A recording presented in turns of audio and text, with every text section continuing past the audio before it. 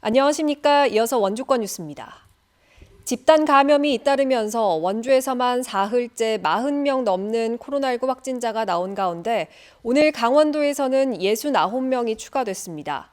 원주에서 재활병원 집단 연쇄 감염에 이어 태장동 태권도장 등 학원과 연쇄 감염까지 확인되면서 48명이 늘었습니다. 태권도장 관련 확진은 지난 15일에 학원생 1명이 확진된 이후 지금까지 23명이 확인됐고 재활병원 관련 확진자는 145명까지 늘었습니다. 그 밖에 시군에서는 춘천 6명, 강릉 5명, 평창 2명 등이 확진됐습니다. 한편 원주의 확진자 급등세 영향으로 강원도 코로나 전담 병상의 가동률도 지난주 30%대에서 오늘 0시 기준 56.4%로 뛰어올랐습니다. 오늘부터 설 연휴를 포함한 3주 동안 도내 사적 모임 인원이 기존 4명에서 6명으로 늘어납니다. 식당과 카페 등의 영업시간은 기존처럼 오후 9시까지로 계속 제한되며 방역 패스가 적용됩니다. 하지만 지역별 형평성 논란이 일었던 대형마트와 백화점, 학원과 독서실, 영화관, 박물관 등은 방역 패스 적용에서 제외돼 내일부터 해제됩니다.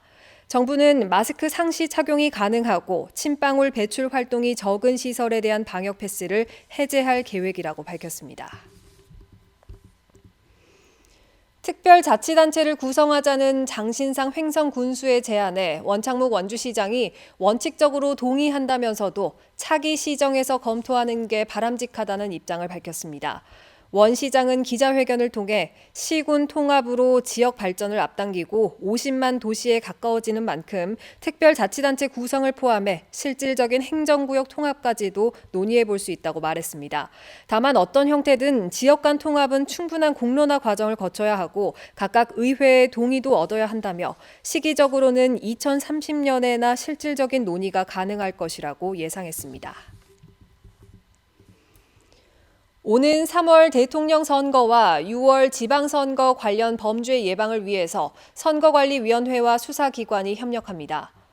원주시 횡성군 선관위와 검찰, 경찰 등 유관기관 대책회의를 열고 선거 관련 금품 수수와 여론 조작, 공무원의 선거 개입 등 3대 중점 단속 대상 범죄에 엄정 대처하기로 했습니다.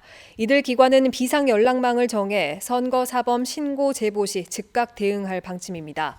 춘천지검 원주지청은 6월 1일 지방선거 후 선거사범 공소시효가 끝나는 오는 12월 1일까지 선거전담 수사반을 운영합니다. 전국 14개 지방자치단체가 광역의원 선거구 획정 개선을 위한 공동건의문을 대통령 후보자들과 주요 정당에 전달했습니다. 도내에선 영월과 평창, 정선이 이번 공동건의에 동참했고 지방자치와 국가 균형 발전을 위해 지역 대표성이 고르게 보장받을 수 있도록 제도적 여건 마련이 필요하다는 내용이 담겼습니다. 또 광역의원 최소 2명을 유지할 수 있도록 농어촌 지역의 특례 조항을 신설해 줄 것을 요청했습니다. 도내 기업의 판로 확대를 위한 맞춤형 토털 마케팅 지원 사업이 추진됩니다. 강원도 경제진흥원은 오늘부터 다음 달 18일까지 도내 중소기업의 신청을 받아 역량 강화와 홍보 마케팅, 판로 개척 3개 분야에 기업당 최대 1,500만 원을 지원합니다. 기업 경영 컨설팅과 시제품 제작, 포장 용기 디자인, 홍보물 제작 등을 지원하며 올해는 코로나19 장기화로 온라인 마케팅 지원 사업을 기업 스스로 주도할 수 있도록 해서 사업 다각화와 지원의 폭을 넓혔습니다. 횡성군 농업기술센터가 오는 3월까지를 과수화상병 사전 예방 특별대책기간으로 지정했습니다. 횡성군은 과수화상병은 겨울철 가지치기 시기부터 예방과 예찰이 중요하다며 의심 증상이 나타나면 즉시 1833-8572나 횡성농업기술센터에 신고해 줄 것을 당부했습니다.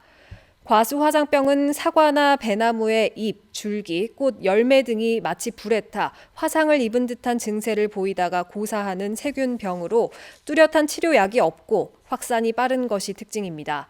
지난해 강원도에서는 원주와 영월, 평창 등 4개 시군 10개 농가에서 과수화상병이 발생했습니다. 평창군이 흙탕물 저감을 위해서 대관령 농가를 대상으로 호밀 식재 사업을 추진합니다.